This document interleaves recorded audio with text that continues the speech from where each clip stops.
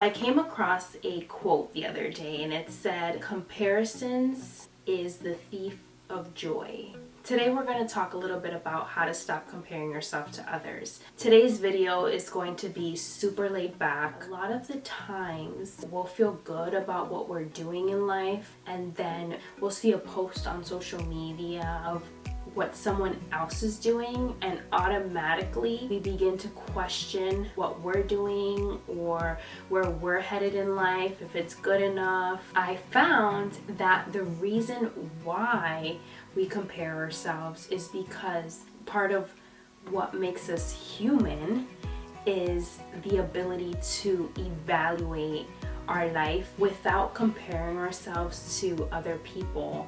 We wouldn't be able to have a measuring system to see how we're doing in life. So we use other people as a reference point. When you're judging yourself, you need criterias or answers to know if you fit the right way. There's unhealthy levels of looking for others as a reference point, and there are healthy levels to that. By comparing ourselves to others, we're able to learn more about ourselves and define who we are.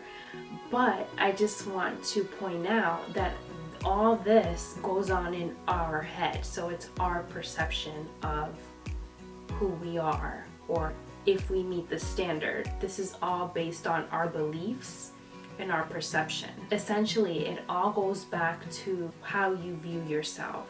Something else that I found super interesting is that we actually compare ourselves to people that are similar than us. Let's say your Aunt Becky that's 50 years old and you're in your 20s. If you see that she's on a vacation, you're not gonna think, "Oh, look at Aunt Becky, she's on vacation," and feel envy or jealousy from that, or compare yourself to her because she's way older than you and she's probably in a different, most likely, hopefully in a different stage than you in life. But let's say you're in your 20s and your friend is posting videos about traveling somewhere. You're more likely to compare yourself to that friend that's traveling. If you consider someone to be similar to you, whether it's an age, whether it's career, whether it's friend group, whether it's just a similar lifestyle, or it doesn't even have to be anything too similar, it could just be age. This is where it gets interesting, because this is where the haters come from. When you compare yourself to someone and you get a negative reaction from that comparison. So let's say I compare myself to my coworker, and let's say she always has a pep in her step and I don't like that. If I don't pay attention to that anger and become curious about why am I angry towards her, and instead I just let that anger overpower me and just decide I don't want to like her because I felt something negative and a negative emotion towards her, that comes from comparing myself to her. There was something about her that triggered me, and it's actually triggering me because of some thoughts that I have about myself, beliefs that I have about myself. So instead, I'll choose to dislike her for nothing that she did. It has all to do with me, but I don't want to deal with that. That's the hard thing to do. Oh, there's a part of me that's sad, or there's a part of me that's unfulfilled, so that's why I don't like the pep in her step. People don't like you sometimes for the silliest reasons, but it actually goes deeper than a pep in her step. This is where the haters come from. When you get mean comments, most of the time, if not all of the time, it has nothing to do with you.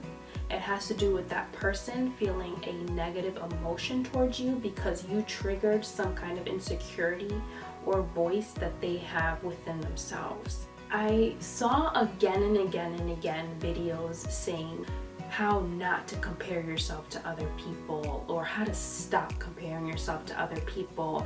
And the reality of the matter is that it's actually important, and it actually serves you in a beneficial way if you allow it to compare yourself to others.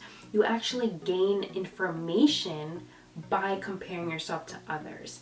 And like I said, there is a toxic way to compare yourself, which unfortunately a lot of people cross that line. So the first positive that can come out of comparing yourself is knowing your strengths and knowing what you're good at compared to others. The second thing that can come out of comparing yourself is knowing what you need to improve on. I'll use the example of public speaking. I know when I was in college, presentations was not my thing. And this is a shocker because I'm a teacher.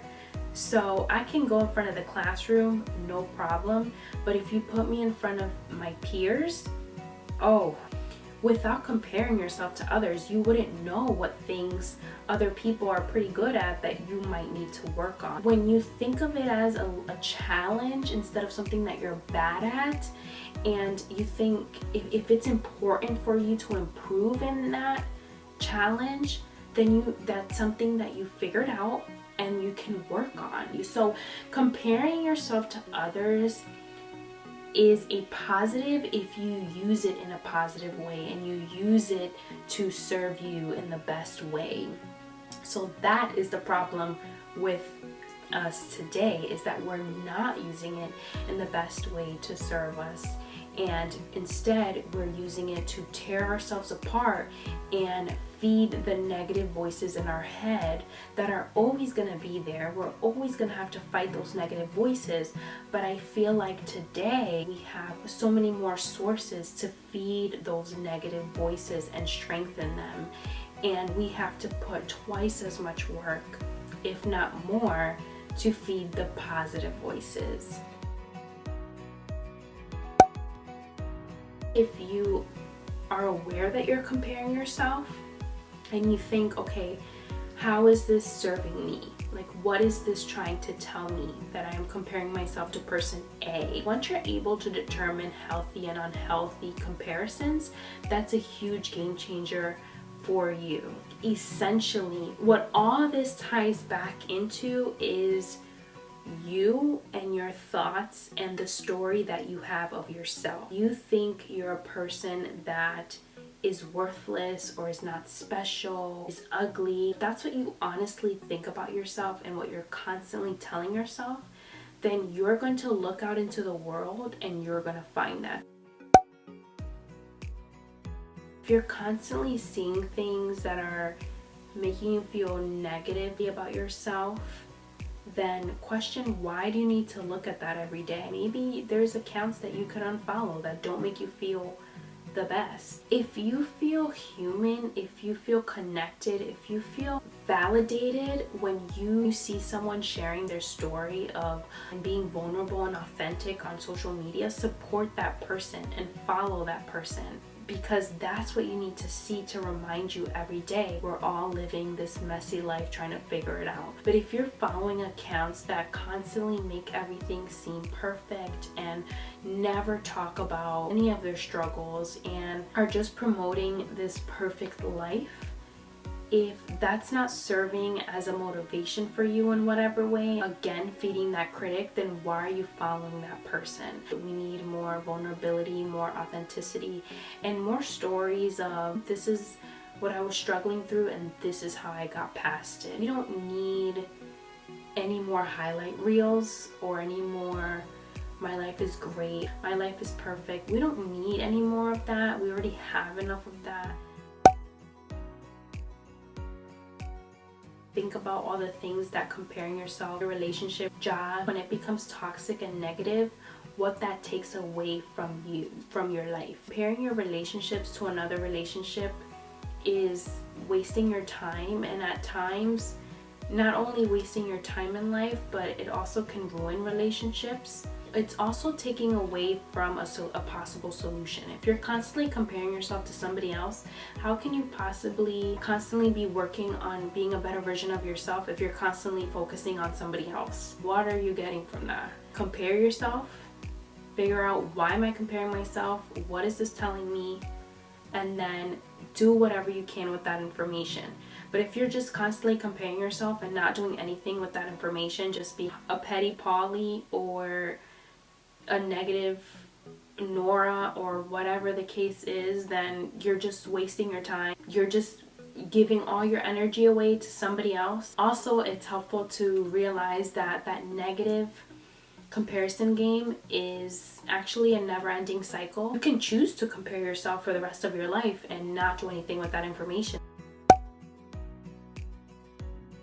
So this is a big one, and it's to know your triggers. If somebody makes you feel not good enough, if any negative association, any negative response that someone brings out, if that's not telling you anything, if that's not teaching you something about yourself where you can move forward in life and progress, then you need to delete that person from your life. Make a choice. Either delete them, stay away from them, like you choose.